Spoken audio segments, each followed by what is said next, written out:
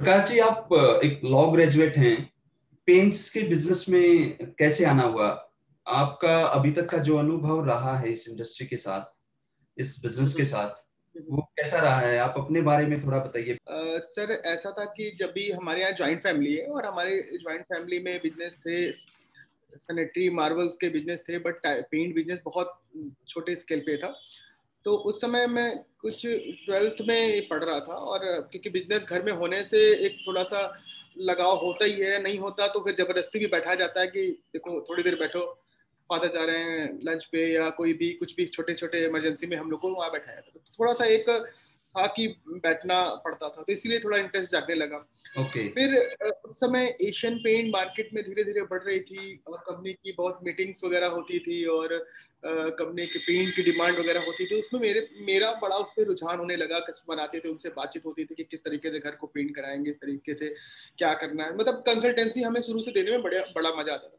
तो हमने ओके, पापा से नाइस। बात किया, और पापा से बात किया तो फिर एक पेंट्स का हम लोग ने बिजनेस स्टार्ट किया फुल फ्लैश में एशियन पेंट के साथ हम लोग ने।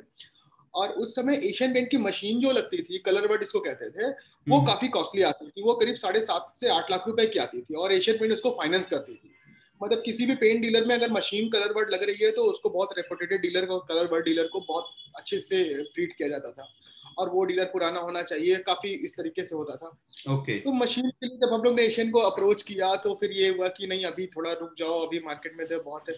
एक शहर में एक या दो मशीन का ही कॉन्सेप्ट था, या 3 मशीन का इस तरीके से कॉन्सेप्ट था।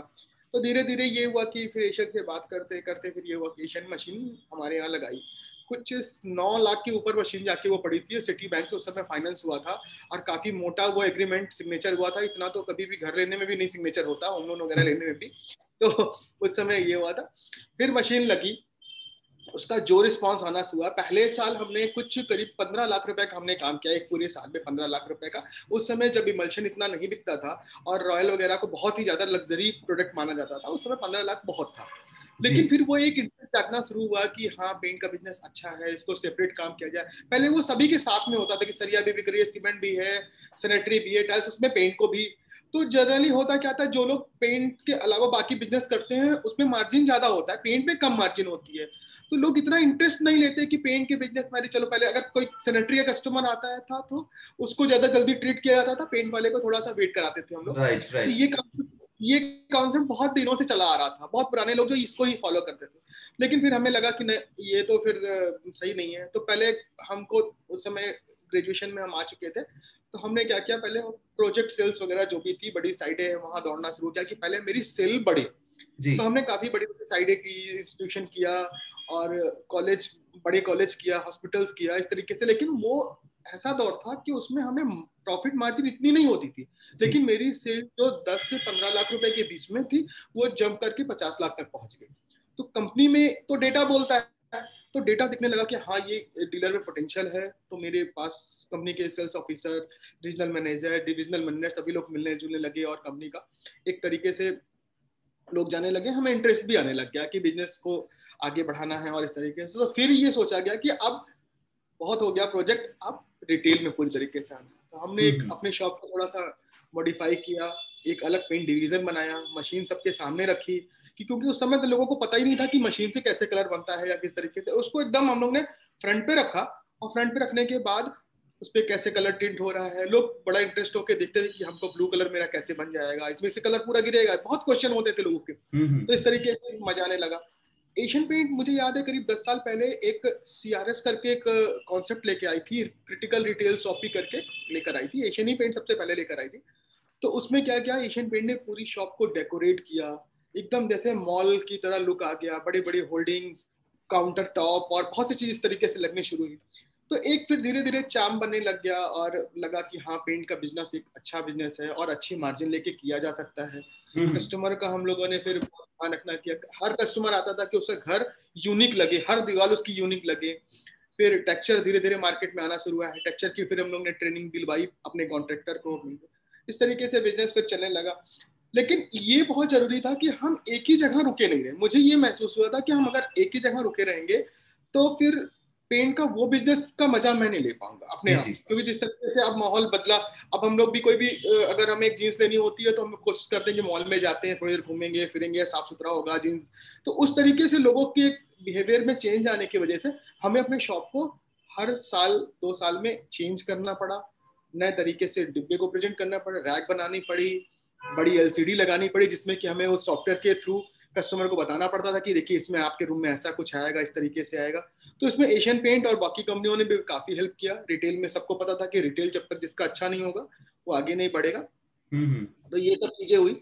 और फिर जो कंपनी की यूरोप ट्रिप, फॉरेन ट्रिप जो हुई, उसमें उसका भी एक अलग चार्म होता था कि हम ये ट्रिप करेंगे तो हम यूरोप जाएंगे, हाँ ये ट्रिप करेंगे तो हम हो सकता है दुबई बैंकॉक वगैरह सब जाएंगे। तो ये सब का भी एक चार्म था कि जब हम कुछ मेहनत करते हैं उसके बाद हम कुछ रिवार्ड पाते हैं तो उसका बड़ा अलग मजा आता था। तो ये एक पूरी जर्नी चलती चल गई इसी से। मतलब आपने आज से 20 साल पहले मार्केट को समझ के रिटेल एक्सपीरियंस को एक डिफरेंट तरीके से प्रेजेंट किया, सो दैट आप अपने कस्टमर को एक बेहतर सर्विस और एक अलग एक्सपीरियंस दे सके। और शायद उसी का नतीजा है कि आज 20 साल जर्नी के बाद आप मार्केट में एक शानदार डीलर के रूप में पहचाने जाते हाँ बिल्कुल हैं। बिल्कुल। मेनली सर इलाहाबाद है जो सिटी है, वहां का जो कंज्यूमर बेस है वो किस तरीके का कंज्यूमर है? वहां पे एंड कंज्यूमर जो होम बायर होता है, या उसके अलावा जो डिजाइनर हैं या प्रोजेक्ट से सेल आता है, तो वो मार्केट किस तरीके का है? नहीं सर, इलाहाबाद की जो मार्केट है ना एंड डीलर पे ही डिपेंड करती है। वो पूरी तरीके से खुद से वो परचेसिंग करना चाहता है। और बहुत कम ऐसे 2 या 3% ऐसे ही लोग होंगे जो कि इंटीरियर डिजाइनर के थ्रू करना चाहते हैं या कोई ऐसे प्रोफेशनल सर्विस को लेना चाहते हैं। लेकिन बाकी 98% ऐसे लोग हैं जो शॉप में आते हैं, मिलते हैं, डायरेक्ट परचेसिंग करते हैं और पूरी फैमिली के साथ आते हैं।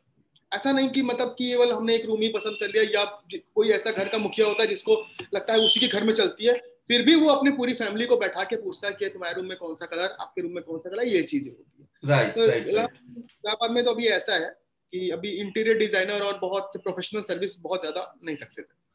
आपका मतलब है कि एंड कंज्यूमर फैमिली को इन्वॉल्व करके डिसीजन मेकिंग में अपने परिवार के दूसरे लोगों को इन्वॉल्व कर रहा है और उस हिसाब से बाइंग जो बिल्कुल डिसीजंस हैं वो लिए जा रहे हैं। राइट राइट बिल्कुल राइट। सर। सर अभी जो लॉकडाउन का अनुभव कैसा रहा पिछले 7-8 महीने में, और अभी आने वाले टाइम में, स्पेशली मैं अगर पेंट्स इंडस्ट्री की बात करूं, तो पेंट्स में सेल कहां से आने वाला है? जब लॉकडाउन ओपन हुआ था तो ऐसा लग रहा था कि हर चारों तरफ बड़ी मायूसी है, कोई बिजनेस चल ही नहीं रहा था। लोगों ने ऐसा माहौल क्रिएट कर दिया था कि अरे सभी खत्म है, 2 4 साल 5 साल अभी कुछ नहीं होगा, बहुत इकोनॉमी खराब हो गई, सब ये ऐसा माहौल बना दिया गया था कि हम लोग भी उसी में डूब गए थे। जी जी। बट जैसे मार्केट ओपन हुई उससे 1 महीने के बाद सेल इस तरीके से आनी शुरू हुई कि हम लोग एकदम पूरी तरीके से शॉक्ड रह गए कि इतनी सेल भी हो सकती है। हम्म पिछले 10 सालों की जो सेल नहीं हुई थी, इस बार हम लोग ने उस सेल को पूरा किया। बड़ी बड़ी कंपनियों के मटेरियल शॉर्ट पड़ गए, हम्म। बेसिस शॉर्ट पड़ गए, और बड़ी बड़ी कंपनियों के जो प्रोडक्ट थे वो नहीं मिले। मतलब कस्टमर जैसे कि उसको सभी को पेंट कराना है इस साल, इसी साल ही पेंट कराना है। और क्योंकि शादियों का भी जो समय था वो सब, गर्मियों की शादी नहीं हो पाई, सारी शादियां ठंडी में शिफ्ट हुई थी, तो इसका भी बड़ा बेनिफिट मिला। और हमें हम्म ऐसा लग रहा है कि अभी आने वाले समय में पेंट बिजनेस अभी बहुत ग्रोथ करेगा। हम्म। अभी तो इंस्टीट्यूशनल बिजनेस नहीं आया, अभी प्रोजेक्ट बिजनेस अभी तक नहीं आया है। अभी जो हम्म। केवल घर के बिजनेस, छोटे बिजनेस जो थे वही चल रहे हैं, उसका रिटेल जो बिका है ना वो बहुत परफेक्ट है और बहुत मजा आया इस साल दिवाली पे। पेंट के साथ साथ अगर मैं other building material products materials की बात करूं आपसे, तो जैसे अभी आपने मेंशन किया है कि प्रोजेक्ट्स का काम आने वाला है इलाहाबाद सिटी में। इलाहाबाद बेसिकली इंस्टीट्यूशंस के लिए बहुत अच्छे से जाना जाता है। इसके साथ बिल्कुल साथ इंडस्ट्रियल है, रेजिडेंशियल है, या कॉमर्शियल है। तो आपको क्या लगता है, अगर मैं ओवरऑल एक बिल्डिंग मटेरियल इंडस्ट्री की बात करूं, पेंट्स में इसके साथ साथ अदर दूसरे प्रोडक्ट्स भी आते हैं, तो आपको क्या लगता है सिटी का फ्यूचर कहाँ है? सर, जिस तरीके से ना यूपी गवर्नमेंट इलाहाबाद को एक स्मार्ट सिटी को घोषित कर रखा है और स्मार्ट तरीके से प्रेजेंट किया है, हमें लगता है आने वाले समय में सिटी और स्मार्ट होगी और बहुत से नए नए अपने काम आएंगे और बहुत नई अपॉर्चुनिटी आएगी इसमें। और आने वाला समय सभी बिजनेस बिल्डिंग मटेरियल से रिलेटेड, चाहे टाइल्स हो, सैनिटरी हो, मार्बल्स हो, मॉल्स वगैरह हो, सभी ग्रो करेगा इलाहाबाद में। क्योंकि आप अगर कोई भी इलाहाबाद से रहा हो, जिसको जानता हो, और वो करीब 10 साल पहले आया हो, आज इलाहाबाद आके देखेगा वो काफी कुछ चेंज लगेगा ही नहीं कि वो वापस वही वाला है। तो ये जाहिर सी बात है कि आने वाला समय बाकी सभी बिजनेस के लिए बहुत परफेक्ट है, बिल्डिंग मटेरियल खास तौर पे। एक रिटेल के बिजनेस में एक अच्छे प्रेजेंटेशन का, एक शोरूम का होना कितना जरूरी है सर? सर शोरूम का होना बहुत जरूरी है। जब आज से 2 साल पहले मैं जब कलर आइडिया स्टोर के लिए बातचीत कर रहा था बाकी कंपनियों से और एशियन पेंट से बात कर रहा था, तो बहुत से जो हमारे डीलर हैं, जो हमारे फ्रेंड भी हैं, उन्होंने बहुत समझाने की कोशिश की कि इतना बड़ा इन्वेस्ट करना और कहाँ पेंट में इतनी मार्जिन होती है, क्यों इतना इन्वेस्ट कर रहे हो, ऐसे मतलब बहुत सी चीजें लोगों ने, ज्यादातर तो नेगेटिव ही बताते हैं, तो क्यों इतना परेशान हो रहे हो, तो ये सब चीजें आई। तो बट हमने कई स्टोर जाके देखे, कानपुर का स्टोर ओपन हो चुका था, रोहतक में स्टोर ओपन हो चुका था, दिल्ली में 2-3 स्टोर ओपन हो चुके थे। हमने सभी स्टोर को जाके देखा, वहां पे पर्सनली हमने बात करी सबसे, और तो महसूस हुआ कि नहीं, जो प्रीमियम बिकना है, अगर किसी भी पेंट इंडस्ट्री में पेंट जो अच्छी मार्जिन आती है वो प्रीमियम सेगमेंट से ही आती है, ठीक है। और प्रीमियम के लिए कस्टमर को भी प्रीमियम माहौल देने की जरूरत पड़ती है। उसके लिए जरूरी है कि शोरूम चाहिए, और शोरूम आज का कस्टमर देखिए, अभी से लेके पीछे अगर हम 10 साल 15 साल पहले जाते हैं और अभी कस्टमर देखते हैं, आज वो कुछ भी ले सकता है। आपने सोचा कि आईफोन जिसपे चार्जर नहीं होगा, 1.5 लाख रुपए का फोन है, वो भी बिक रहा है, वो भी इतना जबरदस्त बिक रहा है कि मतलब कोई सोच ही नहीं सकता कि बिना चार्जर का कौन फोन दे सकता है। एक बार आया कि अरे चार्जर के बिना कैसे फोन, लेकिन फिर भी बिका। तो पेंट भी इसी तरीके से है कि अगर हम कस्टमर को अच्छी सर्विस दे रहे हैं, सही तरीके से समझा के दे रहे हैं, अच्छा डिस्प्ले रख रहे हैं, शॉप का जो एम्बियंस है वो नीट एंड क्लीन रख रहे हैं, उसके बाद हम कस्टमर से कुछ भी पैसे ले सकते हैं उसके लिए। राइट।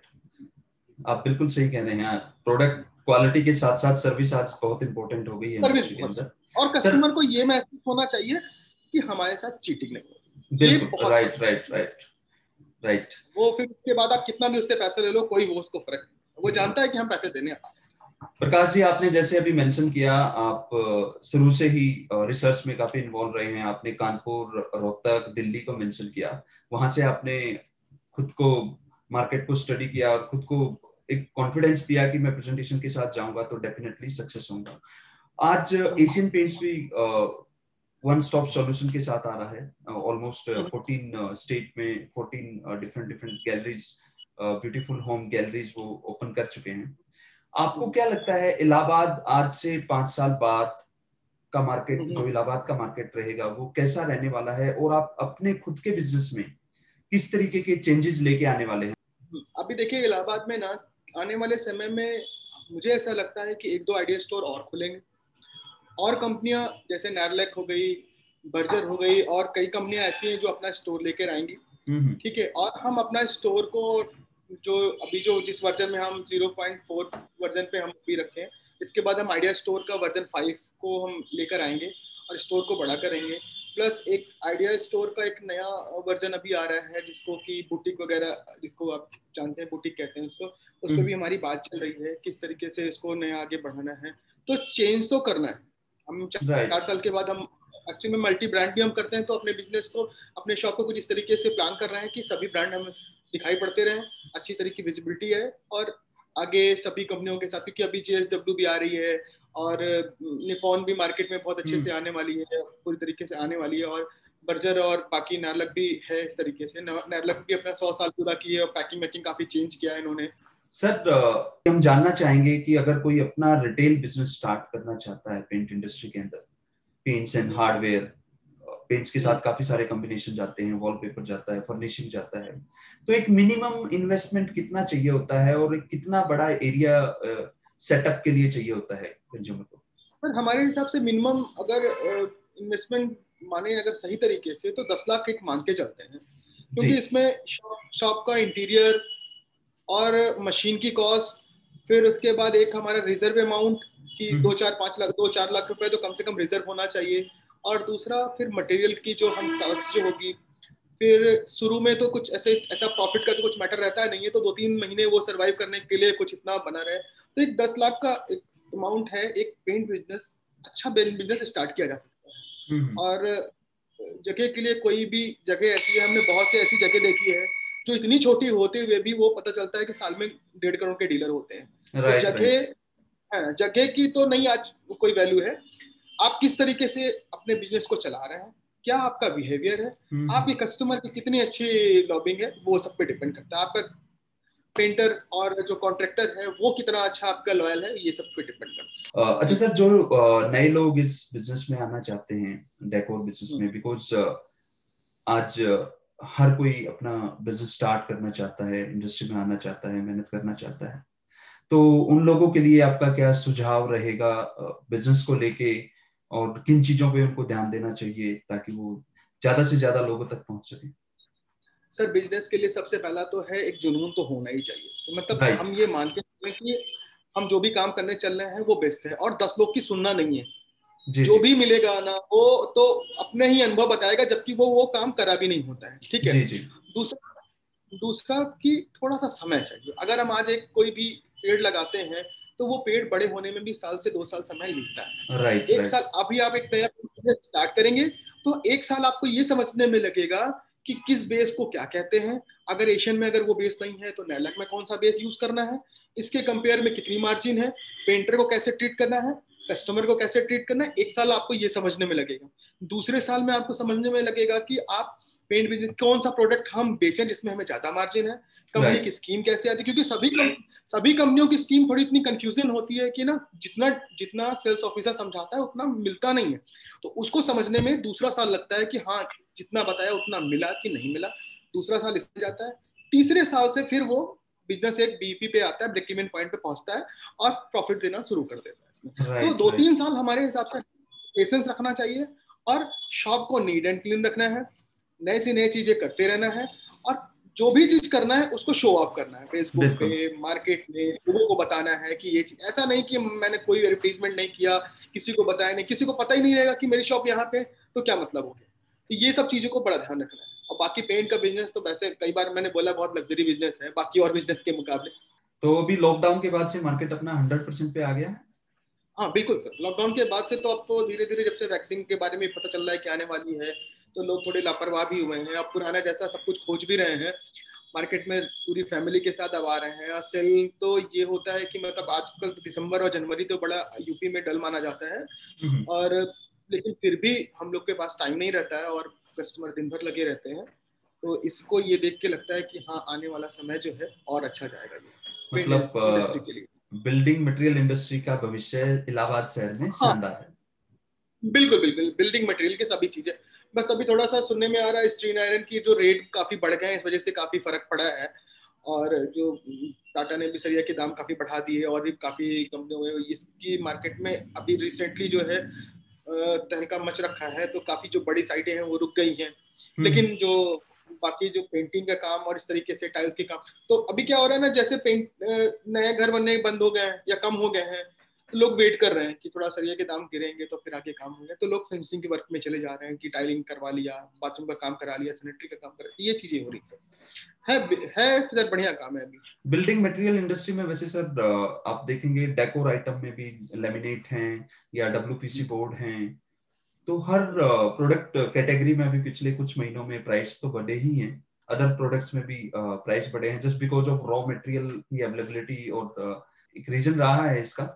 तो उस हिसाब से आपके पेंट्स इंडस्ट्री में भी कुछ हुआ है क्या रेट बढ़ने का अभी? अभी नहीं, नहीं रेट बढ़ने का अभी कई बार चांसेस है। एक्चुअल में एशियन पेंट मार्केट लीडर है और जब तक एशियन पेंट ऐसा कोई डिसीजन नहीं लेती बाकी किसी कंपनी की हिम्मत ही नहीं पड़ती कि वो अपने से रेट इंक्रीज करे या डिक्रीज करे। तो राइट सुनने में तो आ रहा है। हाँ एशियन पेंट एकदम आईफोन की तरह काम करती है कि जब कोई कुछ नहीं सोचा होता है तो वो कर देती है। राइट तो राइट। कोविड के समय आपको ध्यान होगा कि सब लोग की सैलरी कटने की बारी हो रही थी तो उसने पता चला कि सबका इंक्रीमेंट सबको कर दिया। हाइक दिया है। तो ये हाइक दे दिया था सबको, हाँ हाइक दिया था फिर।